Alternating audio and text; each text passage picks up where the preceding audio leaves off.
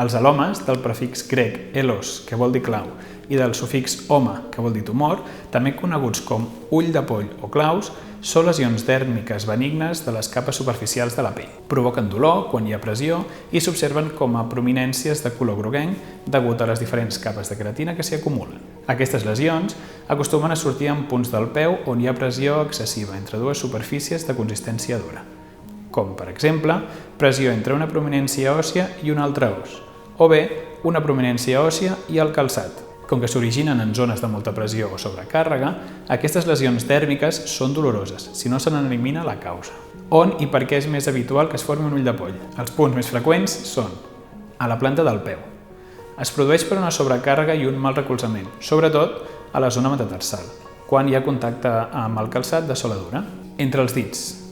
Quan hi ha una desviació en l'alineació entre les diferents articulacions dels dits del peu, la mala congruència articular genera que les parts distals de les articulacions generin prominències que, juntament amb un calçat estret, comprimeixin un dit amb un altre i generin punts de pressió. El dors dels dits.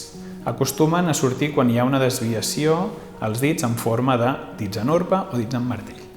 Aquesta desviació ocasiona prominències òssies que generen conflicte quan el peu va dins del calçat, alomes periungueals. La causa d'aquestes lesions ve donada per la pressió que ocasiona la làmina ungueal amb el teixit del rodet.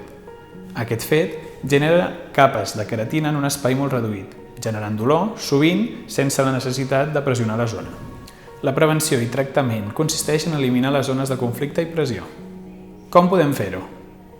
Utilitzant calçat amb l'avantpeu ample, evitant un mal recolzament del peu a nivell plantar, utilitzant silicones o separadors interdigitals, fent exploracions biomecàniques per tal de detectar sobrecàrregues plantars, o bé fent servir suports plantars. Cal determinar també que estem davant d'un aloma plantar i no d'una berruga o d'algun cos estrany que s'hagi pogut clavar.